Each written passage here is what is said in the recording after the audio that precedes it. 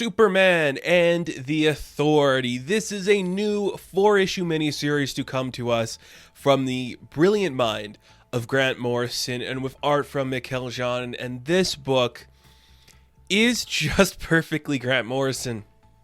If you love their work, if you like what they present in terms of comic book characters and building up these big mythologies and all that stuff, this book takes that in spades and just feels very modern. It deals with so many interesting tropes. Now, this is going to be a non-spoiler review of these 4 issues just because the book itself is so vibrant and so fun.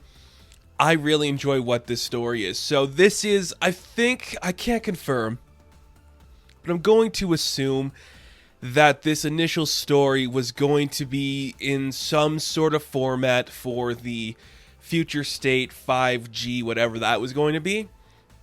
Just because, in a weird sense, it's like an older Superman, and we're seeing him a little less powerful, a little more in this interesting place where he hasn't really been before. You know, he's kind of like going gray. He's a little depowered. He turned like his base into this really interesting treasure trove of existence. And now he's like, there are still some threats out there that I couldn't solve when I was younger. And now I kind of need to bring a team on that's going to be able to do some of the stuff I couldn't really do back then. But now I'm willing to take these opportunities and kind of do these sort of things. Now, on paper, that concept, it's not unfamiliar. It's basically like, hey, what if Superman said, I'm older, I'm sexier, I need to build a new Justice League?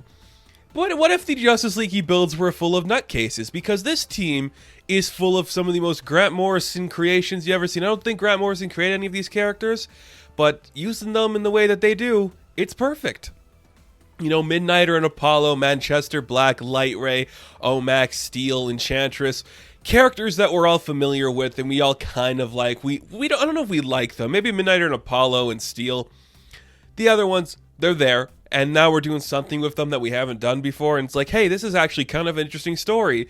It's very meta. It's very contextual. There's an entire scene dedicated to Natasha Irons, who is the current Steel in this timeline, literally fighting a weird AI that kind of like saw humanity through like trolls on the internet, became this like weird like internet troll in real life. There's references to Ultra Humanite, who's kind of one of the overarching villains of this miniseries, referencing like NFTs. It's surprisingly modern, but still maintains all that classic Grant Morrison goodness, which is a great balance of the two.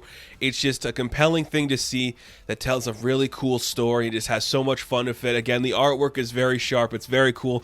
All the characters feel like they exist in the same universe. They strike the same tone and the same balance towards each other, but they still maintain this sort of like level of indifference towards one another. And I think that is a really interesting thing to see. And I like this interpretation of Superman. I say he's the daddy Superman. People have been saying this is daddy Superman. Yeah, you know, he's got his sleeves rolled up. He's wearing his big boy gloves, and he is just being a daddy. He's coming about in that kind of Kingdom Come style looking guy where he's just super cool, super hot. And even Midnighter's like to Apollo, yeah, we're working on a team with Superman. Not that new one that people like. And by the way, congratulations to Jonathan Kent for coming out as bisexual. Bravo, my friend.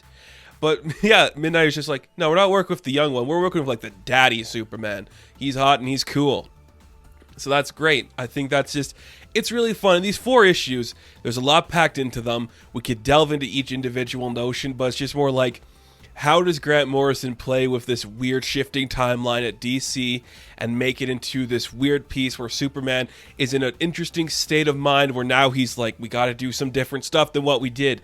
Let's have fun with this new idea of what we could create. It's a beautiful send-off to this type of Superman story, but it also kind of connects into the modern continuity.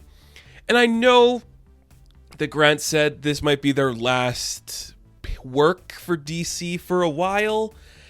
And I think it's kind of fitting that it's Superman. Like, that is such a iconic character. You know, Grant loves them.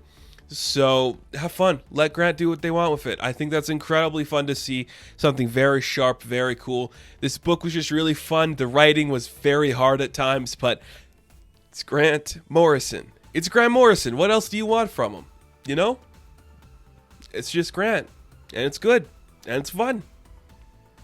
And it's perfectly an older Superman, just playing with some great characters. A great use of Manchester Black, by the way. Like, yeah, do some of that. A great use of Enchantress. just do things with these characters, and you're doing some good stuff with them. I think it works really well. The story's surprisingly fun. The entire book just feels like a breezy read, and I'm enjoying the hell out of it. So you could probably get the collected edition next year, maybe when it comes out. But it's 4 issues. The time of this recording is the week that the 4th issue dropped, and they are really easy to get. I recommend checking out this book because it's incredibly fun and perfectly the meta commentary that only Grant Morrison can do. So, Superman and the Authority, I am going to give this mini-series a 9 out of 10. Now, thank you guys for watching this review. Be sure to like and subscribe to the channel.